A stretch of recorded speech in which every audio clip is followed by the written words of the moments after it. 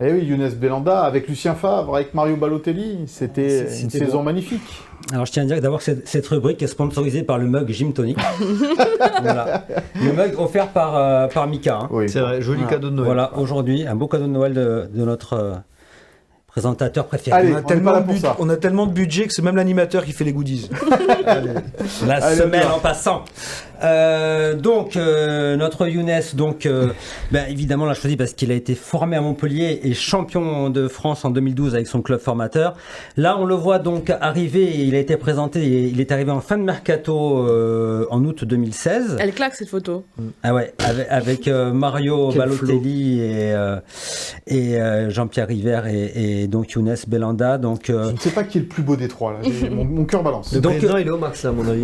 Donc Younes arrive en provenance du Dynamo Kiev, où il a été prêté donc une saison à l'OGC Nice. Là, on le voit lors de sa présentation, où il a été présenté le même jour que Balotelli, je crois. Ouais.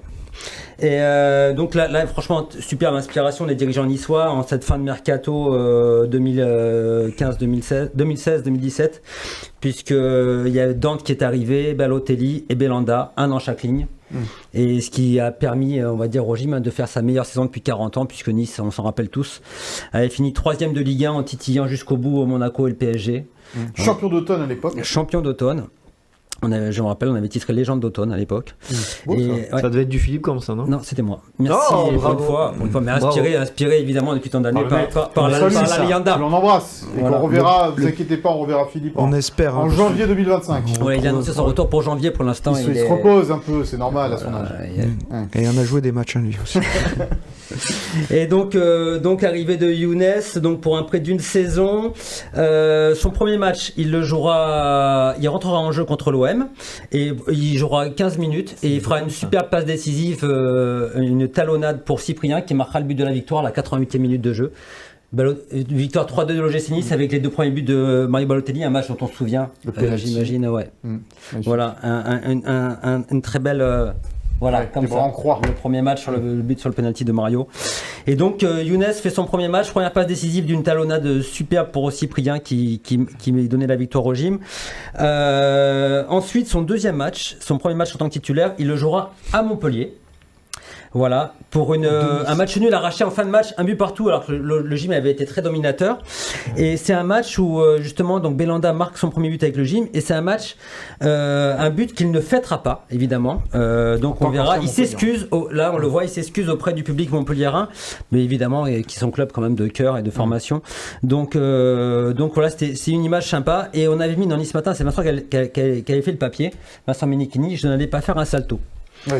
Voilà, pour dire qu'il n'allait pas célébrer. Voilà, qu'il n'allait pas célébrer, effectivement. Mais donc, il commence quand même fort son aventure à l'OGC Nice. Il continue fort, puisque le match d'après, c'est contre Monaco. Nice s'impose 4-0 contre Monaco. On le voit ici contre. Là, c'est Fabinho, voilà, l'ancien du Real. Du Real, ouais, il a joué au Real, Fabinho. Il a été peut-être. Ah ouais, au tout début alors. Ouais. Merci. Ok, j'ai appris un truc dans cette émission. Et après, avant d'aller à Monaco, et avant d'aller à Liverpool, voilà. Et donc Nice avait gagné 4-0. Une nouvelle passe décisive de Younes lors de ce match-là.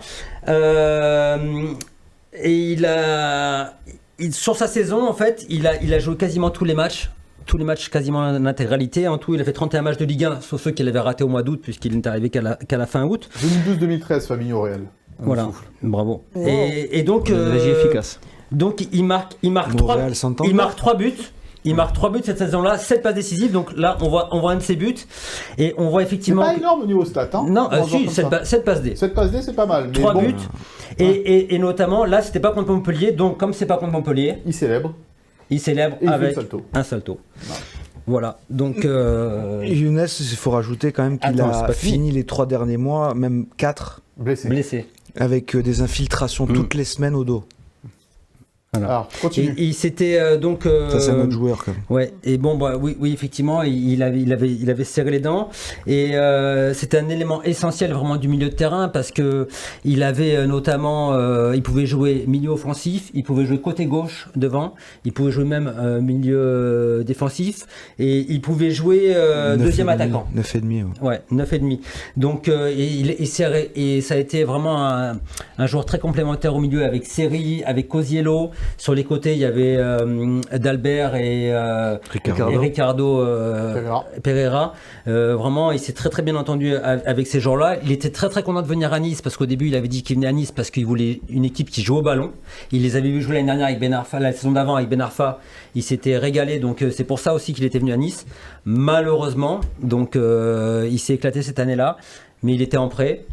C'était 10 millions d'euros après pour l'acheter au Dynamo Kiev. C'était pas tant la transaction avec Dynamo, c'était aussi le salaire du joueur qui était énorme. Ouais, 3,4 millions par an. Il était 400 000 là-bas. Et donc c'était donc Galatasaray qui avait l'argent pour le faire venir et le payer.